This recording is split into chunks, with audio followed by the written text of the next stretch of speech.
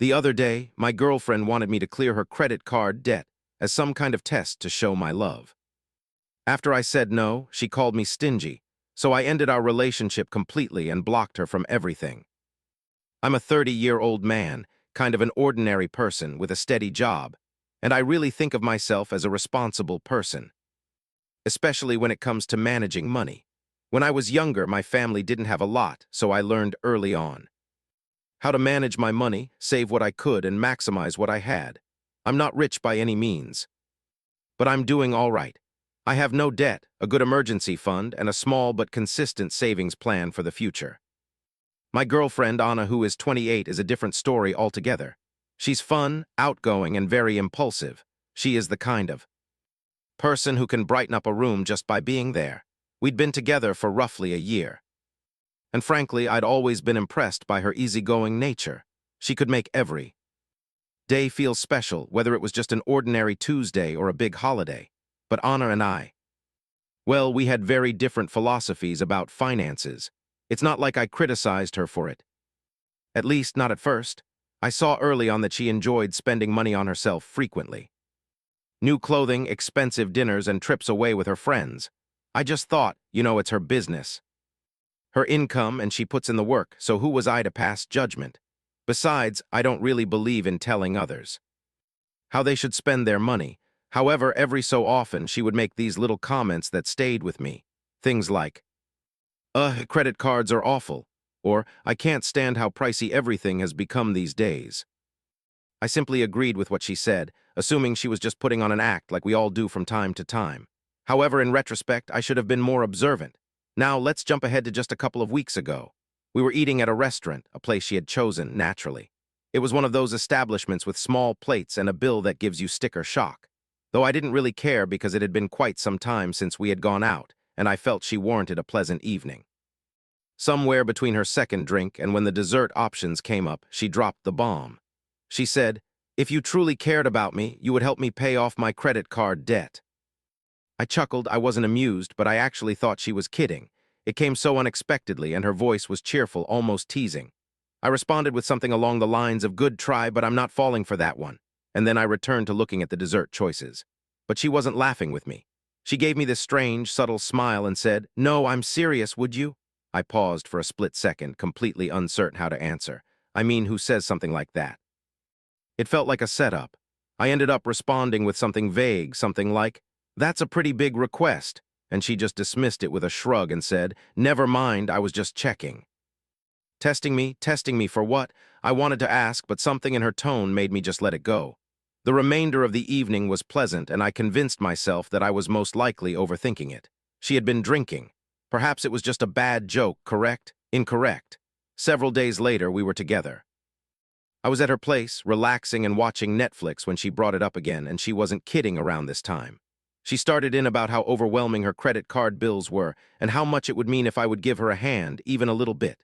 It wasn't a laughing matter anymore. I said that I didn't think it was a smart thing to do, and I tried to switch the topic, but she kept pressing. She said something like, "It's not really about the money, it's about trust. It's about us working together." That line just kept going around in my head. It's about us being a team. For a brief moment, I started to question myself. Was I being a bad partner by saying no? Should I be helping her out if I'm truly invested in this relationship? Then something my mom always told me came to mind. Love isn't about gifts. It's about the things you create together. The truth was, I didn't think we were working together. I felt like I was being pressured into something that didn't feel right. When I asked her how much money she owed, she avoided the question. She just kind of brushed it off and said it wasn't even that bad, and she was paying it off slowly. However, it would make a huge difference if I could just help her out.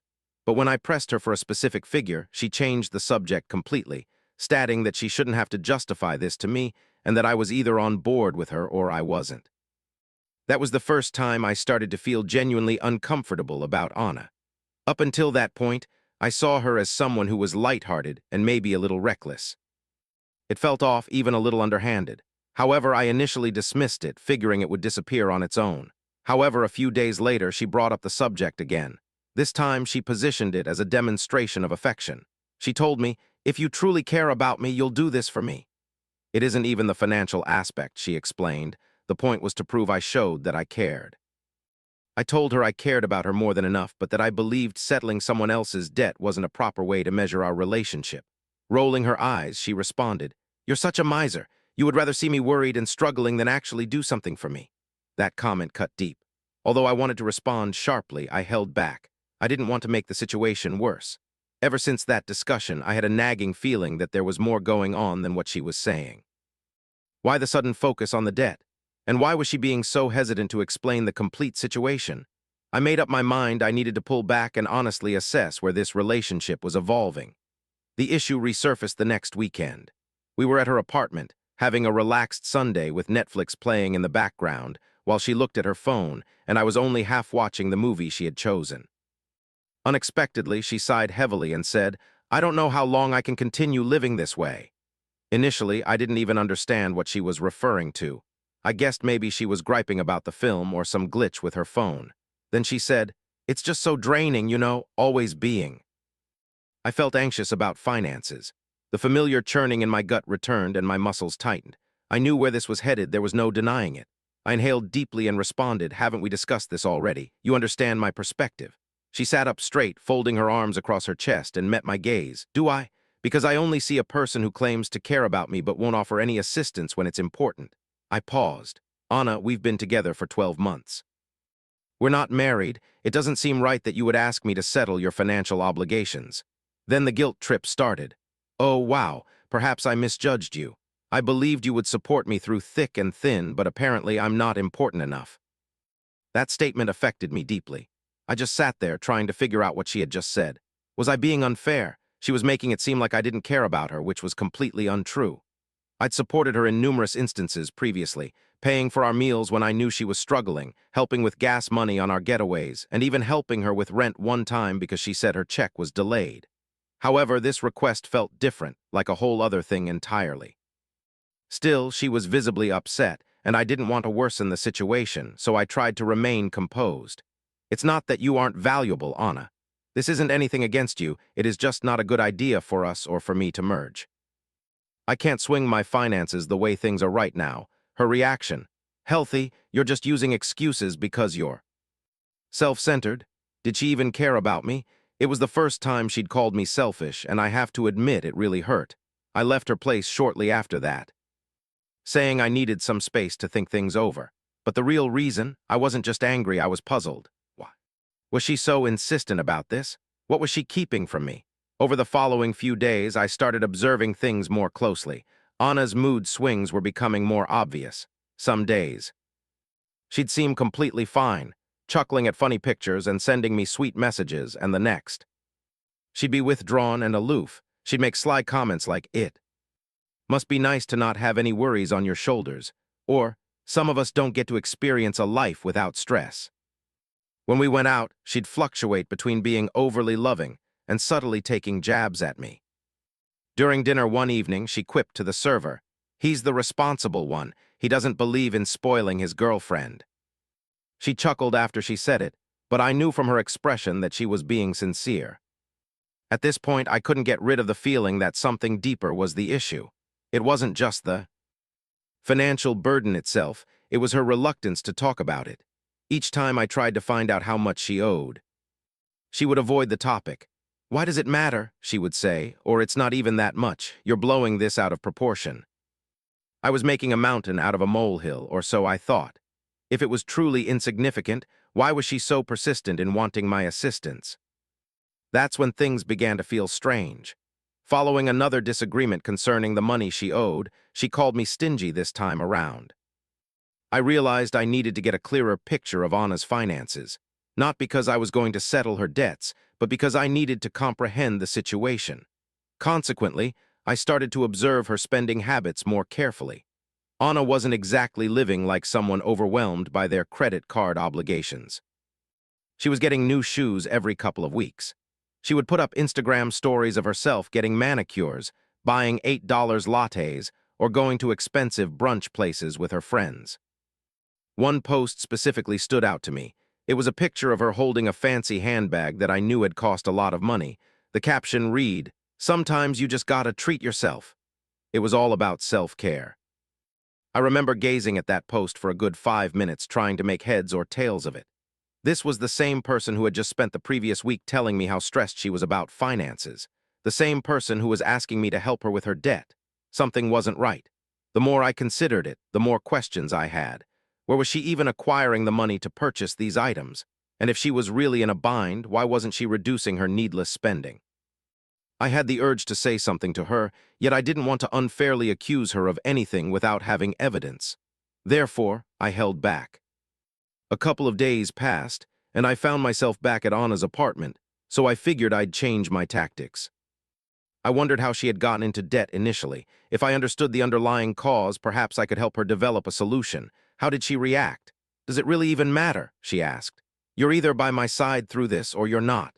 That was the point when I understood that something was deeply amiss. She wouldn't even discuss it. It seemed like she wanted me to simply give her money without question. When I pushed further, attempting to find out how much money we were dealing with, she became agitated and started to cry.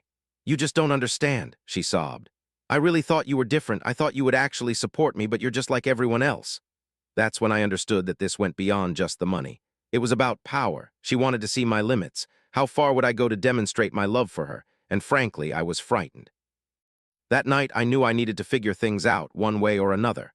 I wouldn't directly accuse her of anything, but I needed to get a clearer picture of what was going on. I considered asking her friends or family about it, but that felt inappropriate. So I began to carefully observe the small things. The things she mentioned, the things she shared online, even the way she behaved in general. At first, what really grabbed my attention was her Instagram account. I'm not usually one to spend much time on social media, but when I clicked over to her profile, I was struck by how different the persona she projected online seemed to be compared to how she presented herself to me during our conversations about her difficulties. She had just uploaded a picture from a brunch with her friends, complete with mimosas and avocado toast, the whole shebang accompanied by the caption, "Work hard, play harder." Just 2 days before that, there was a photo of a shopping bag from a designer store with the caption, "New bag who dis?" It was confusing. Over the past few weeks, she had been telling me how deeply in debt she was, how overwhelmed she felt, and how much she needed assistance. And here she was, appearing to live a carefree life. I tried to tell myself it was just old stuff, things she'd just gotten around to posting. But it didn't feel right. The following day, I began observing other things too. For instance, her Venmo activity. Yes, I know it sounds like I was being intrusive, but when someone starts asking you to help pay off their debts, you start searching for explanations everywhere. Her transactions were public, and a quick scan showed countless payments for things like cocktails, Uber rides, and even a payment to one of her friends for a trip to Las Vegas. Vegas? She hadn't brought up a Vegas trip at all. When I checked the date and time on the transaction, it had happened less than a month prior. Things began to click into place.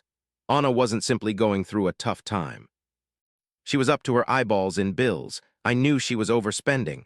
I wasn't going to criticize her. Money decisions. But if she was going to ask me to show my love by paying her bills, I felt like I deserved to understand the details of what I'd be committing to. That evening, I couldn't keep pretending it wasn't happening. I gave Anna a call and asked if we could chat. She said yes, although I could sense she wasn't happy. When I got to her apartment, she seemed preoccupied, looking at her phone, hardly making eye contact with me. After some casual conversation, I finally brought it up. Anna, I've been giving a lot of thought to what you said about your debt situation. She immediately became defensive. What is it? I just feel like I don't fully understand everything. You haven't given me the complete picture about how much you are in debt and how it started. And then I see you sharing pictures of shopping and vacations, and it doesn't add up. Her face shifted. Immediately, it was as if I had flipped a switch. Are you seriously looking at all my Instagram posts? Wow, I'm not keeping tabs on you, I said, trying not to get angry. But you've been asking me for significant financial help, and I believe I should know what is truly happening. How much debt are we actually talking about? She rolled her eyes and let out a big sigh. As if I were being difficult. Fine, it's not a lot of money, maybe around $15,000, perhaps $16,000. But I'm dealing with it, okay? How are you dealing with it? I asked. I'm just making the minimum payments, she replied. It was as if it was the most simple concept ever. This, however, is tough, and that's why I imagined you'd want to assist me. I found what she was saying completely unbelievable. She wasn't even attempting to address the debt. Instead, she was allowing it to just sit there, accumulating interest while spending her funds on brunches and shopping trips. Anna, I stated cautiously. I have a question for you. Why do you think it's my duty to resolve this issue for you? Her expression changed as though I'd just offended her. Because we're supposed to be a partnership, she replied. That's the way couples are, they support each other. If the tables were turned, I'd do it for you. I couldn't keep quiet any longer. Would you do the same? Based on how it appears to me, it seems like you're actually asking me to solve a problem you aren't willing to tackle yourself. You're not reducing spending, you're not creating a plan, and you're certainly not being truthful with me about the origin of this situation. That's when she completely lost control. She began shouting about how I was no different than anyone else, how I didn't comprehend what real hardship was, and how she should have known I wouldn't offer support when it truly mattered. All the while, I simply sat there, allowing her to unleash her feelings because, frankly, I had reached my limit. When she finally stopped, I got up and said, "I believe we're finished." That same night, I blocked her everywhere. I knew there was nothing left to discuss. My ex-partner attempted to make me appear to be the villain for refusing to do what she wanted. I knew there was nothing more that could be said. She either gave me a sorry or a last dig about how stingy I was.